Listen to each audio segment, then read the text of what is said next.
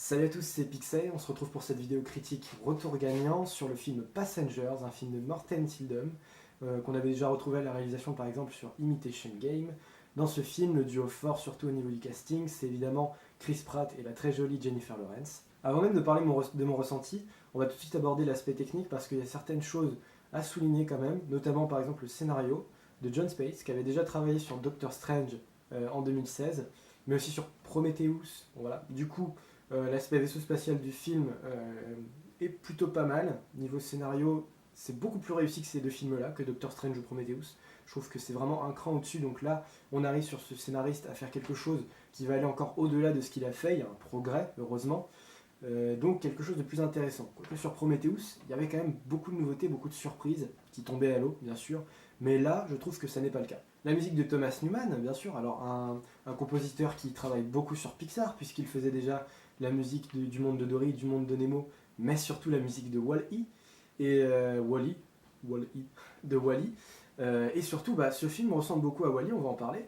Et l'aspect musical ici est plutôt différent, mais on retrouve bien une ambiance un peu à la Pixar, justement, une ambiance un peu bon enfant. Mais la patte de ce compositeur-là était bien inscrite dedans. On sent que c'est lui. Je trouve qu'on reconnaît pas mal par rapport aux musiques de Pixar. Il y avait un petit style, l'écoute était différente, mais le style était retrouvé. Et c'est une bonne musique aussi qui est signée par Thomas Newman dans ce film. Et enfin, pour finir l'aspect technique avant de passer à mon ressenti, le montage que j'ai trouvé particulièrement bon sur ce film. On a un très bon déroulement, on a beaucoup de surprises parce que j'ai vu une bande-annonce au cinéma, je ne les ai pas toutes vues, mais par rapport à cette bande-annonce que j'ai trouvé avec une bonne accroche, j'ai eu encore plus de surprises. On m'a trompé, on m'a piégé, j'ai pensé à certaines choses qui ne se sont pas déroulées de cette façon-là. J'ai vu le film sous un autre angle, comme si la bande-annonce m'avait donné l'envie, mais m'avait donné aucune information susceptible de s'avérer vraie. J'ai eu énormément d'autres révélations, beaucoup de choses que je n'aurais vraiment pas imaginées. Et en cela, le montage, la bande-annonce ne m'a vraiment pas spoilé autant de choses que ça, et m'a amené vers des terrains sur lesquels je pensais voir le film, et enfin voilà, j'étais trompé.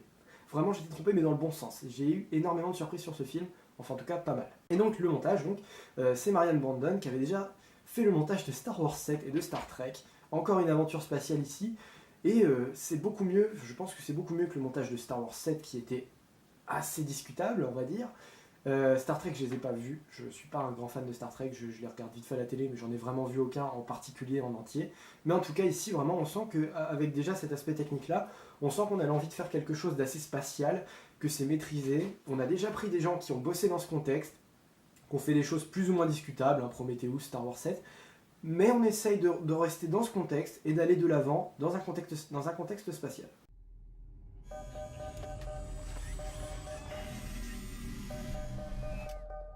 Bonjour. Il me propose un rencard ?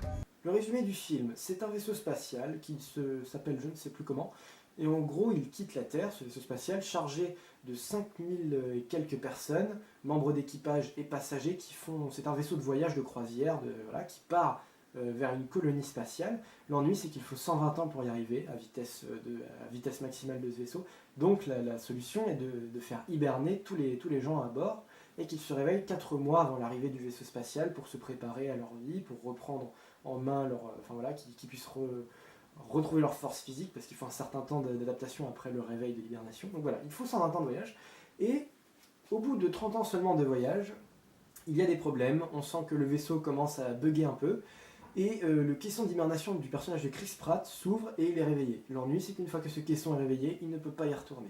Tout de suite on sent la détresse du personnage, on sent qu'il va devoir vivre des choses compliquées, le vaisseau spatial est énorme, et qui commence à se poser des questions. Il va chercher la solution à ce problème, parce qu'il reste 90 ans de voyage, et voilà, ça amène tout de suite les problématiques du film.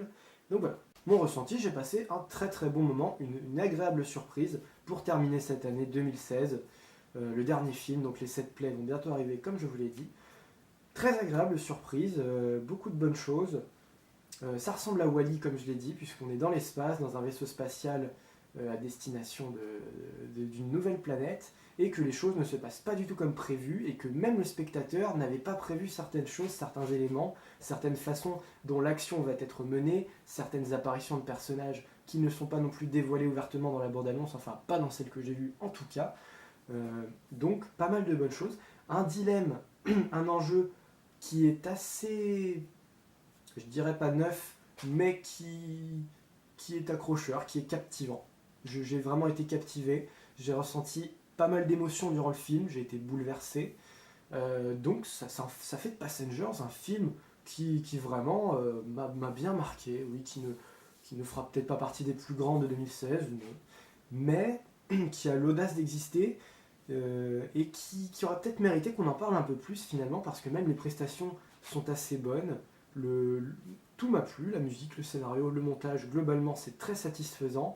Il y a de quoi laisser une trace, il y a de quoi vraiment enrichir le parcours des acteurs, et on parlera aussi de toutes les petites choses que j'ai pas évoquées pour l'instant.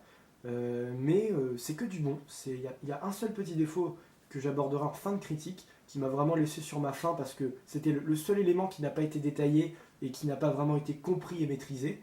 Mais sinon, le reste est globalement très bon. Très bonne conclusion de cette année 2016 avec Passengers, tout simplement. Alors je vous préviens, ça va spoiler, je ferai en sorte dans le montage de vous indiquer quand exactement, parce que j'ai pas très envie de vous faire une partie spoiler et non spoiler, étant donné que le film n'est pas non plus une super grosse attente, mais étant donné le lot de surprises qu'apporte le film, je vais quand même vous indiquer les petits moments de spoiler que je vais faire, et on va tout de suite commencer, mais ne vous inquiétez pas, ce sera indiqué quand je vais spoiler, comme à mon habitude d'ailleurs. Eh bien, bonne surprise au niveau du montage, comme je vous l'ai dit, il y a certaines choses que j'ai pas du tout anticipées. Y'a personne là-dedans! Notamment dans la bande-annonce, vous voyez que Jennifer Lawrence et Chris Pratt sont réveillés en même temps, en tout cas qu'ils vivent la galère en même temps, et attention, le spoiler va arriver. En fait, c'est Chris Pratt qui va réveiller Jennifer Lawrence après 1 an, parce que le gars était trop seul, que le gars désespérait, devenait complètement fou, qu'il avait fait le tour du vaisseau et que voilà, il ne savait plus quoi faire, que sa vie touchait à son terme, et en fait, le fait d'avoir saboté le caisson de Jennifer Lawrence pour la réveiller lui a sauvé la vie, lui a permis d'avoir une meilleure compagnie, de donner un sens à sa vie qui approchait du terme. Il n'avait plus rien à apprendre, plus rien à apporter dans sa vie à cause de cette panne qui l'a réveillé. Et je n'imaginais pas du tout ça comme ça. Pour moi, ils avaient été réveillés à cause d'une panne, à la rigueur, admettons, mais en même temps, c'est comme ça que je l'anticipais avant d'aller voir le film. Et pas du tout. Et c'est une idée très intéressante de voir que la folie, la solitude nous mène à faire des choses qui ne sont pas moralement justes, mais bien sûr qui doivent être faites pour nous sauver la vie, de façon égoïste, mais que voilà, là-dessus, il y a tout un sentiment, toute une action qui apporte justement une tension entre les deux personnages, puisqu'il y a un mensonge aussi qui découle de ça. Il va lui mentir en disant que non, ce n'est pas lui qui l'a réveillée, mais que c'est une panne qui a fait en sorte qu'elle aussi soit sortie de son hibernation. Et forcément, ça va amener à un moment où il va devoir révéler la vérité, et ça clash, et forcément, tout cela amène des bonnes scènes, des bons enjeux, des bons dilemmes, quelque chose de propre à l'écran, de vrai, de réaliste, qui forcément m'a touché et que j'ai trouvé vraiment captivant. Là-dessus, c'est plein de petits enjeux dans le film, plein de petits trucs comme ça. Forcément, comme on est sur un espèce de huis clos, on doit se concentrer sur les personnages, sur leurs attitudes, sur leurs ressentis, sur comment ils vont évoluer dans cet univers vide, dans cet univers triste. Et là-dessus, très très bonne surprise. Vraiment, la bande-annonce va vous tromper, si vous en avez vu, enfin la plus courte en tout cas. Elle donne vraiment quelques petites choses du film. Il y a aussi une petite déception, c'est celle de la fin justement, par rapport à quelque chose dont je vous parlerai tout à l'heure, où la bande-annonce promettait peut-être quelque chose de plus inquiétant qui n'a pas été fait, mais en tout cas au niveau de la façon dont se déroule le film et la façon dont les personnages sont mis en action, il y a des bonnes choses, des bonnes surprises. Il faut que je te dise quelque chose. Le décor est super bien maîtrisé aussi parce que nous sommes dans un vaisseau spatial énorme, géant, qui est prévu pour plus de 5000 personnes, avec des cantines énormes, des tas de chambres, on a même un service VIP, enfin il y a des chambres VIP, des chambres un peu comme le Titanic, je reviendrai aussi à ça parce que le film ressemble pas mal à Titanic dans la chose, dans le vaisseau spatial en lui-même, il y a des salles de sport, des salles de danse, le vaisseau est véritablement gigantesque, on insiste là-dessus, je crois que là-dessus on a quelque chose de bien et surtout il est intensément vide du coup.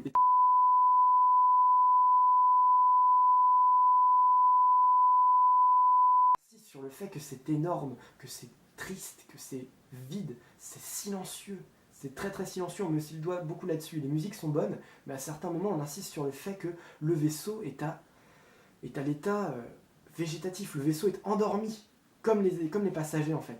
Il n'est pas vivant du tout. Les cantines sont vides, les chambres sont vides, les couloirs sont vides, il n'y a aucune musique, il n'y a aucune action, et ça rend tout de suite la folie encore plus destructrice, de se dire qu'il faut vite trouver une activité, il faut vite trouver une vie à bord de ce vaisseau pour se sauver, pour essayer de pouvoir vivre tout simplement, car si le vaisseau est inactif, il y a de fortes chances que si on est contraint de faire sa vie dedans, il va forcément falloir trouver certaines choses captivantes, certaines choses pour redorer un peu, essayer de mettre du piment dans sa vie, dans un vaisseau aussi triste que celui-là. Et les décors en cela sont magnifiques, comme je l'ai dit, sont très très unis, c'est toujours du blanc, il y a de la couleur, il y a un petit peu de lumière, mais c'est très métallique, c'est très froid, il y a aussi des plans sur l'espace qui insistent sur le fait qu'on est autour d'un élément qui est vaste, énorme, et qui est totalement vide de vie. Voilà, on insiste souvent là-dessus, mais on voit aussi que c'était vraiment prévu pour qu'il y ait de la vie et que malheureusement on ne va pas connaître le vaisseau en pleine activité. Et c'est en ça que ça ressemble aussi à Wall-E, parce que dans Wall-E vous voyez l'Axiome où il y a tous les passagers à l'intérieur, où il y a tous les droïdes, où il y a vraiment quelque chose de très technologique aussi, de très artificiel, exactement comme dans ce film, mais au moins il y a de la vie. Et là c'est l'inverse de Wall-E, tout le monde est encore endormi, les gens font leur vie, mais dans leur question d'hibernation, ils n'ont pas encore accès à toute cette technologie, à tout ce quotidien, et du coup c'est très vide. Et donc parmi ce désert total qui règne dans le vaisseau, il y a le personnage de Martin Sheen qui est très intéressant je trouve. Il a un rôle assez exotique, il a un rôle assez capital puisque c'est un robot. Ça on le voyait dans la bande-annonce, oui, j'avais peur de vous spoiler, mais non.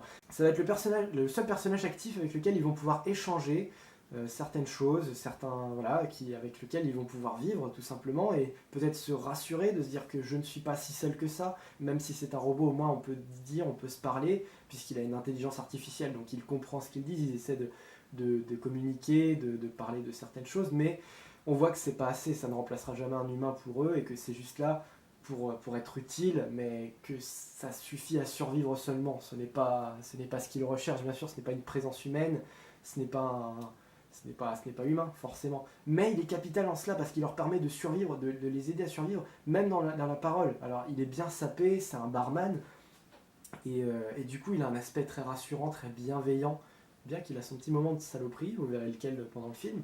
Mais il a tout de suite c'est Martin Sheen en plus, je sais pas, je trouve qu'il est toujours bien souriant, il est bienveillant, il a la classe, il est frais, et forcément en cela on trouve un personnage rassurant, un personnage non humain, mais qui est rassurant. Qui va vraiment les aider dans ce parcours très difficile, très complexe pour eux, qui va quand même faire en sorte de leur donner l'effort. Grosse surprise aussi sur le genre du film. Attention, ça peut être un spoiler, enfin là je vous dis tout de suite un spoiler. Il y a... je me rappelle plus de son nom. Il y a Lawrence Fishburne aussi dans le film, qui va être le troisième passager à se réveiller. Et ça je ne m'y attendais pas, je ne l'avais pas vu dans la bande-annonce du tout. Et du coup c'est un passager qui fait partie de l'équipage. Donc lui il connaît l'aspect technique, il va pouvoir essayer d'analyser tout ce qui se passe dans le vaisseau spatial, pourquoi ils se sont réveillés en avance, qu'est-ce qui se passe, et du coup c'est grâce à lui qu'on va comprendre que le vaisseau est un peu en train de partir en miettes, qu'il y a des gros soucis, et qu'il va falloir réparer, sinon ils vont jamais arriver à destination, et le vaisseau va finir par exploser dans l'espace, et que c'est la merde. Donc en gros, heureusement qu'ils se sont réveillés, parce qu'ils ont pu se rendre compte qu'il y avait un problème. Et ce personnage-là, qui a été réveillé à cause d'une panne lui aussi dans son caisson, a pas pu se réveiller correctement, le caisson n'a pas fait son taf et du coup il est malade, il a une espèce de cancer généralisé, d'après ce que j'ai compris, tous ses organes sont atteints, il est obligé de mourir.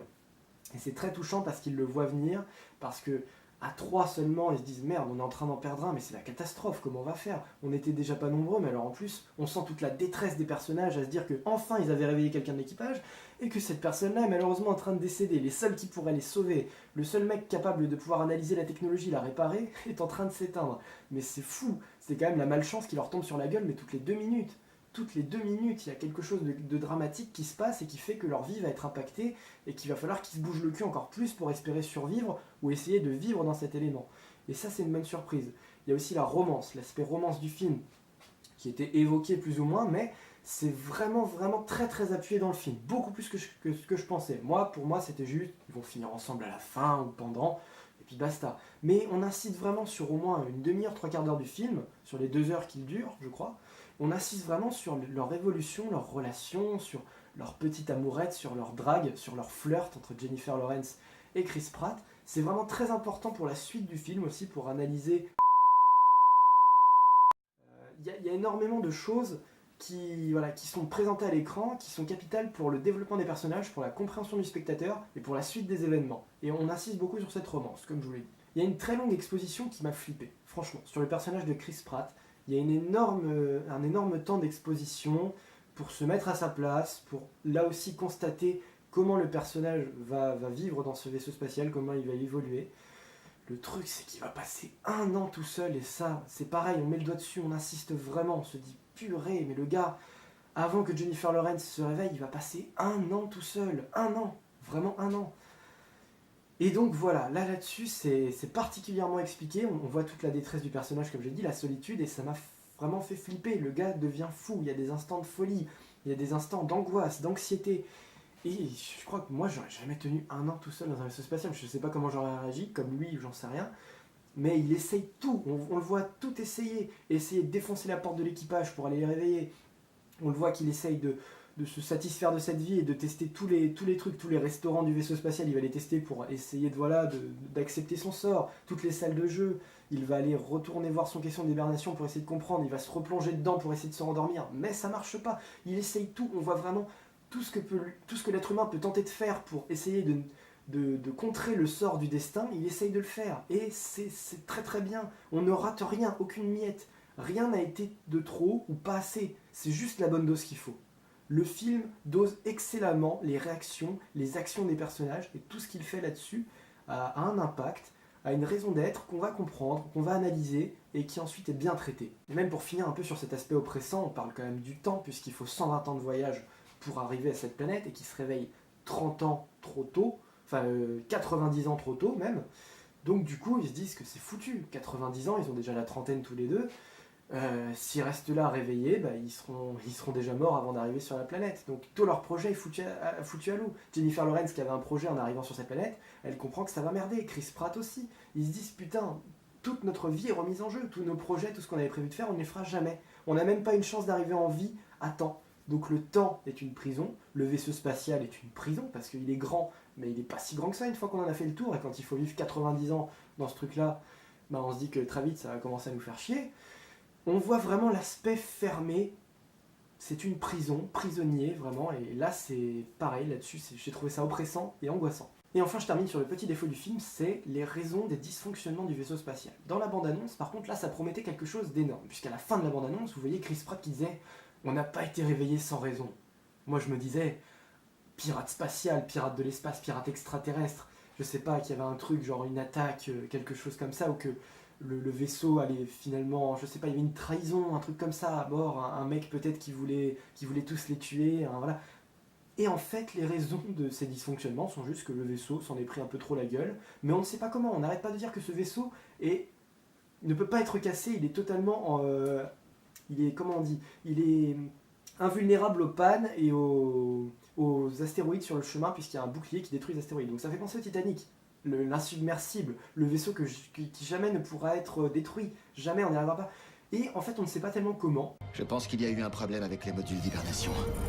On s'est réveillé beaucoup trop tôt. Oui, parce qu'au cours du film, en fait, vous voyez qu'il y a plusieurs pannes, il y a des dysfonctionnements. À chaque fin de chapitre environ, quand une action est en cours ou quand elle se termine, quand on passe à une autre, enfin voilà, à chaque action, il y a une panne dans le vaisseau, une panne de courant, des petits tremblements de terre, des secousses, et là on sent qu'il se passe un truc dans l'ombre. On sent peut-être que, je sais pas, comme je l'ai dit, qu'il y a une attaque, que le vaisseau subit une attaque, ou alors que...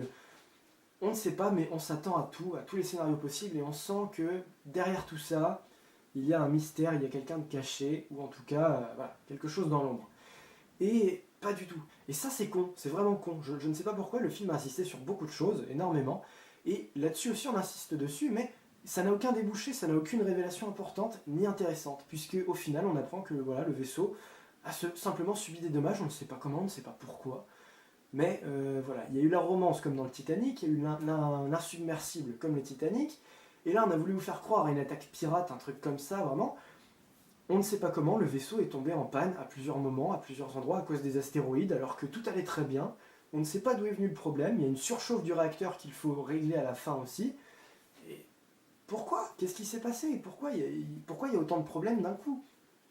C'est quand même assez bizarre, alors je vois pas quel était le message, du coup est-ce qu'il ne faut pas faire confiance aveuglément à la machine tel le Titanic, voilà, de se dire que parce qu'on le dit, parce qu'on le raconte, c'est insubmersible, parce qu'on a pris toutes les mesures possibles, et bah finalement ça ne peut pas arriver, et au final, eh bien si ça arrive, est-ce que c'est peut-être ça le message, je sais pas. Mais en tout cas on insistait, on était parti sur tout un autre délire, moi personnellement j'étais pas du tout là-dedans, et le film m'a recentré sur quelque chose de beaucoup plus simple, là pour le coup, j'étais dans des grosses surprises qui m'avaient vraiment donné le sourire, et là, ah bon c'est ça, bon. J'attendais une apothéose sur le film, comme je l'ai dit, même la bande-annonce m'avait induit en erreur là-dessus, j'étais parti sur un autre délire. Et ça c'est dommage, c'est décevant, parce qu'au final, c'est traité de la façon la plus banale possible, et tout l'enjeu autour de tout ce que les personnages ont vécu, tout ce qu'ils ont pu avoir comme relation, le temps qu'ils ont passé dans ce vaisseau, tous les enjeux, tous les dilemmes, toutes les pensées, toutes les contraintes qu'ils ont vécues, au final sont dus à quelque chose de naturel, qui, voilà, c'est la nature qui a fait en sorte que voilà, le vaisseau soit cassé, soit endommagé, au point d'en être dangereusement endommagé, voilà. Et tu te dis, tout ça n'est pas l'œuvre de quelqu'un. C'est simplement une catastrophe naturelle, parce que le Titanic, c'est pas seulement une catastrophe naturelle, par exemple, pour revenir à ça. C'est des gens qui avaient placé trop de confiance en la machine, des gens qui...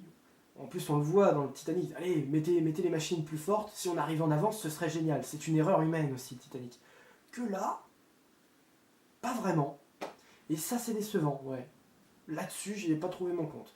Mais c'est vraiment le seul défaut du film. Et j'ai pas pensé seulement à ça dans le film, j'ai pensé à toutes les bonnes choses que j'ai vues. Bien sûr, tout ce qu'on a vu ensemble, tout ce qu'on a traité, était bien plus intéressant, bien plus important. Mais la fin du film, bien qu'intéressante, résout un problème qui n'était pas si construit que ça, qui était des plus banals. Par rapport au film que j'ai vu, la construction, la mise en scène, le développement et le parcours étaient lumineux, étaient somptueux, et la fin est des plus banales. Il y a un problème.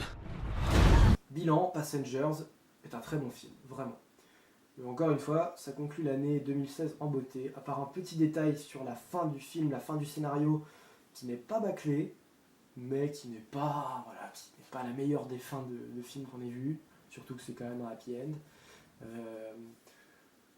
Bon, je vais pas parler de tout non plus sur la fin, mais voilà, c'était pas mal, la fin était pas non plus catastrophique, mais elle était des plus banales. Sinon, de très très bonnes choses, on retrouve énormément de Star Trek, de Star Wars, de Wall-E, comme je l'ai dit. Enfin, Star Wars peut-être un petit peu moins, mais ça reste le côté spatial qui, dans ce film, a su mettre tous les ingrédients à l'intérieur pour donner du rythme, de l'action, des choses qu'on n'attendait pas forcément, comme un petit peu de romance, de catastrophe, de plus en plus prononcée. Enfin voilà, j'ai vu un film qui m'a surpris, sur lequel je suis resté vraiment admiratif, parce qu'il m'a trompé à certains endroits, en bien ou en mal, ça dépend sur quoi, mais au moins je ne me suis pas spoilé, c'était pas une bande-annonce qui m'a dit « Allez hop, j'ai vu tout le film, ça sert à rien, soit je le vois en streaming, soit je le vois à la télé ».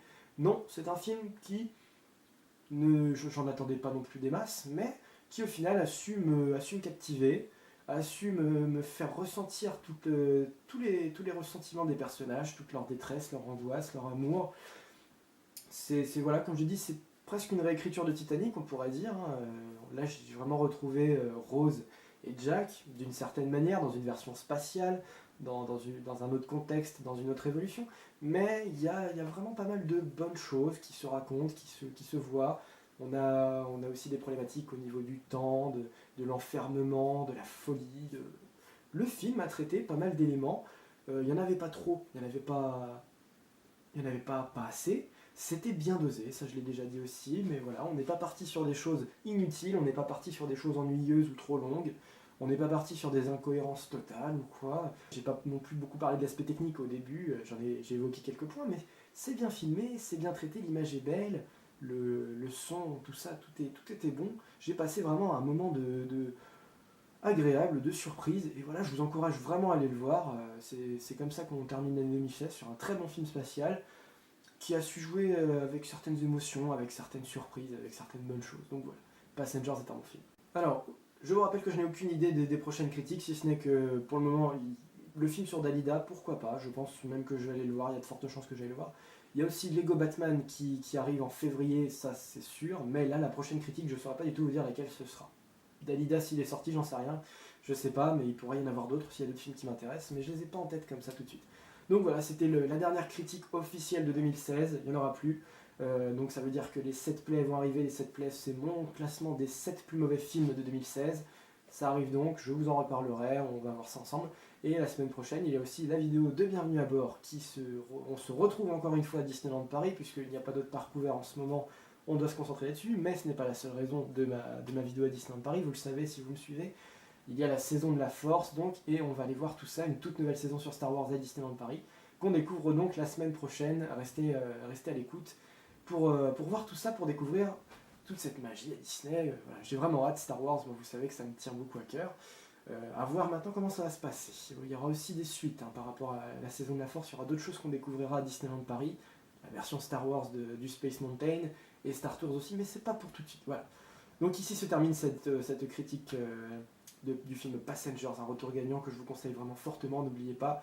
On se retrouve très vite, merci à vous. Je vous conseille d'aller voir le film Passengers. Salut à tous.